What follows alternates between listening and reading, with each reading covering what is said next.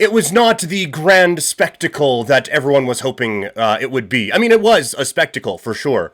It was the grand part that was missing, as WrestleMania 41 is now behind us. And what we have are a couple of interesting things, a couple of things that we are hoping become interesting, and a whole lot of frustration. So that's kind of where I am at, is the frustrating part of it. And almost like kind of apparent, I'm not mad, I'm just disappointed. That's kind of where we are at, is that I was saying this to my wife last night, is coming out of this, it kind of feels like, here, I'm based in Calgary, shout out Calgary Cannons, Sea of Dead, where, there, all that. There are some years where you get to really stampede it up, right? Like, okay, Calgary Stampede, let's go. Let's lock and load, fire it up, here we go.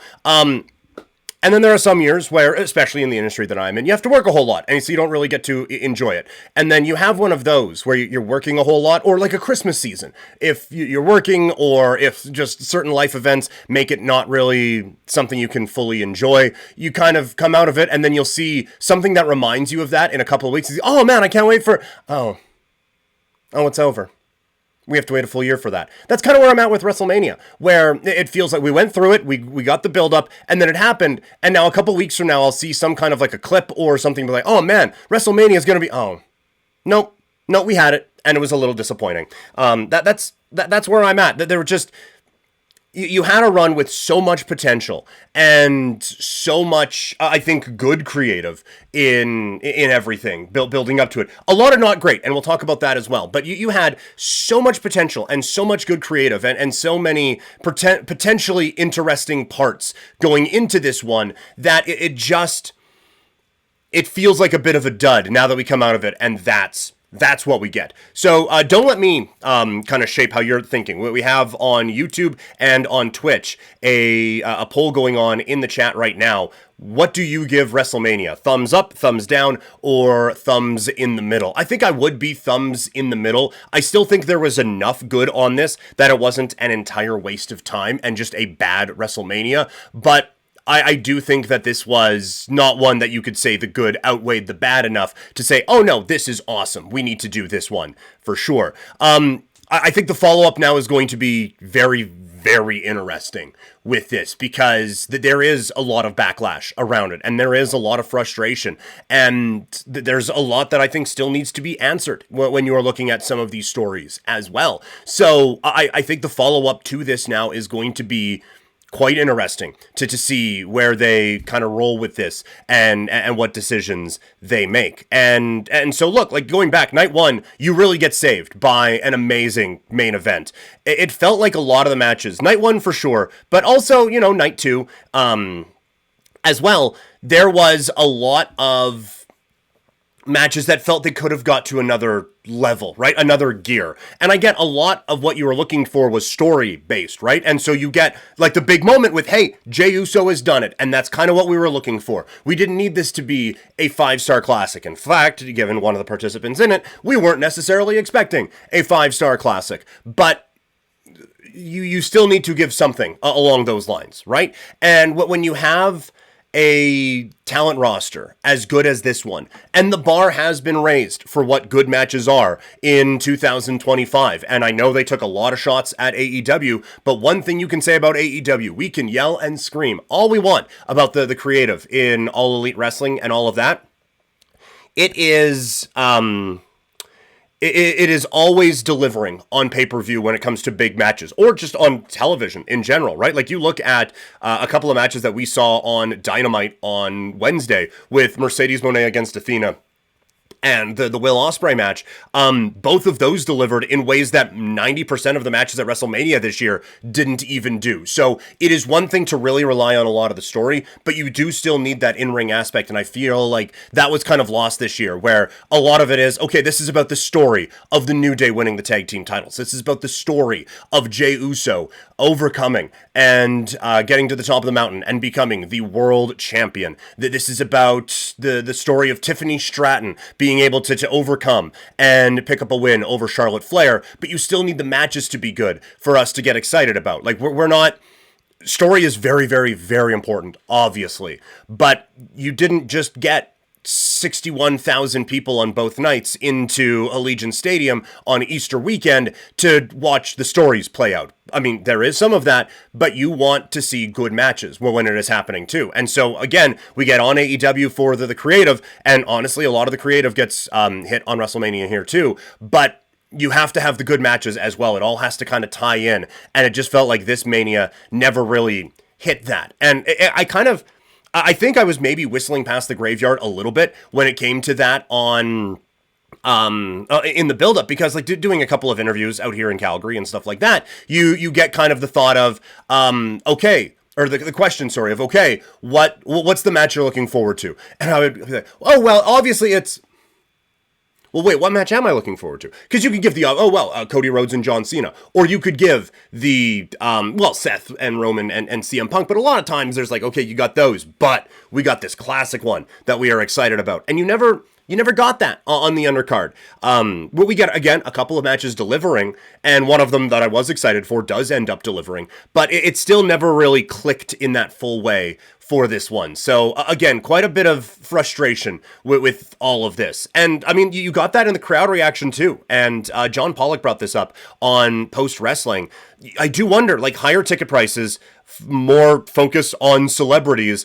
You wonder if that does change a little of the reaction. Now, the devil's advocate part of that is when things picked up, there was reactions. You know, that like Jacob Fatu and LA Knight got some big crowd reactions as their match went on. Dominik Mysterio gets a massive crowd reaction when he wins the Intercontinental Championship. The crowd was into yeeting at the beginning of the show. So when there were things to get excited about, they were there. But you do wonder, like, it is a bit of a different crowd now. Also, I do want to say, like just saying, oh, well, they've priced out the real fans. I think that's nice for those of us who can't afford trips to WrestleMania to say. I think just because you can afford a $400 ticket doesn't automatically make you less of a real fan. I think that's just something nice that we say about ourselves, who can't necessarily get there for some of these now, given the prices and everything like that. So that was just something I thought of with this whole thing. But I do still say, again, the reason I'm not full thumbs down like we have going on in the polls right now, the reason that I am not full blown thumbs down is there were still some big moments on this one, and there were still some great matches on this card. The Seth thing felt like a major deal, and it gets the reaction all over social media all weekend, right? With Paul Heyman, whatever this was, really drives that home. Now, look, I have never fully done that low blow thing to anyone before. I've never also had it done to me. So, I would imagine if you are getting hit in that way, if the guy is then kind of giving you like a little fishtail thing, that probably sucks as well. But it was a little bit funny that was happening. But this still feels like a major moment, and still feels like something that you can really build up and really kind of get behind, and could be something that kind of sets up the rest of the year. Like, that felt like a major thing.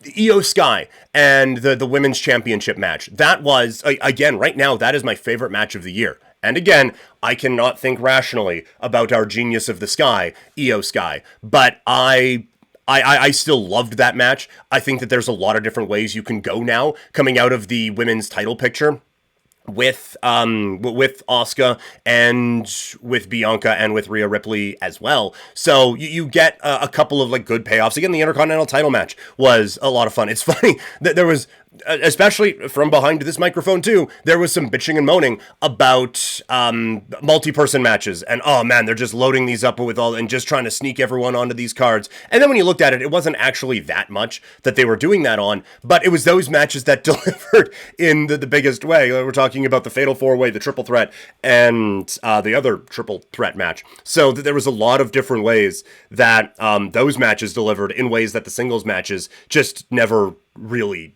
did. But then ultimately, again, you're finishing your show with this big angle that has been built up for a while now, and if you're going to do something huge, like John Cena is turning heel, and now John Cena is winning the title at WrestleMania, this did not feel like the creative or the match or anything that met that moment. And now look, like, John is, at this point, rather limited in what he could do. And while I was never as big of a Cena hater as most, we aren't starting with the least limited skill set to begin with anyway, right? Like, no one was tuning into John Cena for the 5-star matches or anything like that, right? But this one was even more basic than that. And even still, you can still have a wild match without doing 1,000 flips and everything. They have proven that time and time again. But it kind of felt like if this was what you were going to do, if it was going to be this heel turn to turn everyone against John Cena, but he still overcomes, then that match has to be absolutely incredible for it to kind of live up to that. Because otherwise now, like the reaction, if John Cena would have just come out and we just had good guy John Cena against good guy Cody Rhodes for the undisputed, although kind of disputed because someone else won a world title earlier in the night, but it's their belt, they can call it what they want, for the undisputed WWE Championship, I feel like the reaction to Cena winning would have been significantly bigger if it was just good guy versus good guy than that we got, where we had to put Travis Scott in the main event, and we had to put The Rock involved in this in some way, shape, or form. And you're seeing a lot of the stuff where people are now suggesting Rock is just like, oh yeah, I can come to that show. And they have to shoehorn him in as some kind of part of the creative. And then when he can't stick around the whole time, well, then you have to pivot and do something else. And that may be true. And that, I would imagine, from a creative standpoint, would be frustrating as all hell. I do still think if you wanted to do, Rock comes down, gives the little meh thing to John Cena, and then Cena ends up turning heel, there is still more you could have done referencing it, even a little bit, and mentioning it on your television. And okay, well, why did you sell your soul to that guy in particular? Why? Like, we get it. You're very upset that we booed Cena Sucks for a long time and still bought the merch and still did all of those things. You're really, really mad about that.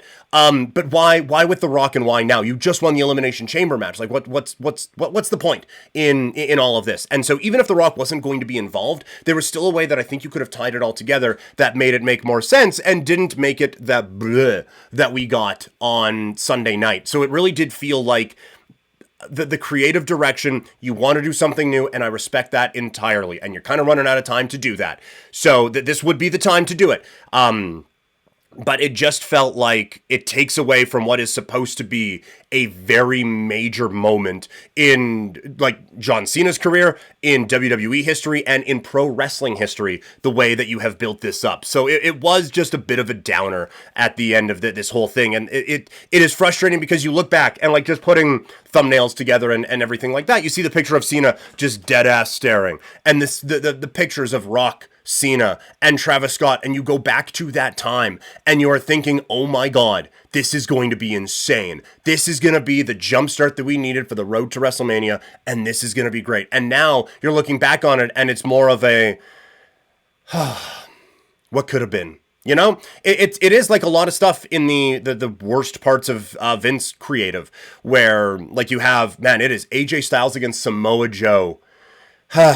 What could have been with all that, huh? Like, there's a lot of stories. And even the one that I was kind of going back to this weekend, because it was brought up a lot, where CM Punk is talking about, I brought the Shield in to this wrestling industry and I can take them out. And if you go back and remember at the time, that was heavily implied, but they never just straight said it. Right? Like, it was always, well, these guys are banned from ringside and they are kind of getting involved in CM Punk matches, but then eventually we kind of turn on CM Punk. And it was always like they were trying to be kind of half pregnant with that whole thing. And so there was a way where you could do that, where CM Punk is starting basically his NWO with the Shield, and they are just running through everyone. There is a way that you can do that, and it's awesome, but they didn't do that. And so you're looking back on it, and you can kind of twist it and make it seem like this was a good thing. And overall, like, it was entertaining. It was more entertaining than a whole lot of the other stuff they had at the time. But it still leaves a bit of a incomplete feeling. And that's what I have with this, where it's like, man, like, all of that, and this is what we get at the end. It's just a bit of a bummer with all of this. And so now there is a lot of pressure, and now there's a lot of momentum that needs to be built back up, because a lot of people going into this had, again, it was a very Vince era mindset, where you were looking and saying, all right, we didn't get the build we wanted. The creative wasn't fantastic, but this is WrestleMania, man. We're gonna get some stuff that's gonna be great, and we're gonna get some stuff that we're gonna be talking about, and the matches are gonna be fire, and it's still gonna be fun, and we're still looking forward to it because of the talent on the card. And even that part didn't really deliver in the way that we wanted it to, so it was all just very, very disappointing. Deeds, subscriber on Twitch, which is, again, always very much appreciated, Deeds. Thank you, thank you, thank you. In the chat over on Twitch, saying, Roman said, without the wise man, there is no tribal chief. Does this set up a character shift for Roman Reigns? I do wonder about that, right? Because he comes out with the Ula Fala and he has no one to hand it to. And like you said, with no wise men, there is no tribal chief. So what does this mean for the Roman Reigns character now? And it's tough to say he's full babyface because he just went off and assaulted CM Punk with a steel chair for a little bit. But it is also tough to say full heel because he just had everyone turn on him. So what is kind of the next evolution in the character of Roman Reigns now that he is kind of this lone wolf?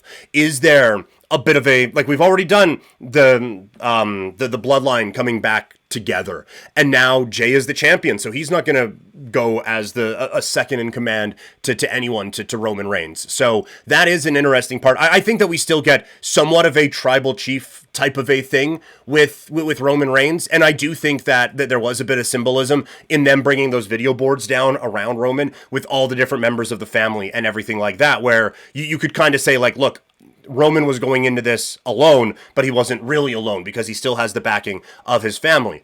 But there's another area, another level story of that story that you can tell, because at that time, he's the head of the table because he is the world champion. Well, that's Jay now. And Jacob Fatu, while not exactly aligned, is still, part of the family, I think. So he has the United States Championship now. So all of that, where does Roman go in all of this? I do think, Deeds, is really, really fascinating. I don't know if we get a full-on character switch necessarily, but I do think that we get some evolution in this character going forward now with Roman. I'm curious to see what the follow-up is with him now, because he has been on a very part-time schedule for a while now, right? But you see some of the interviews and he's like, yeah, I got 2 or 3 years left.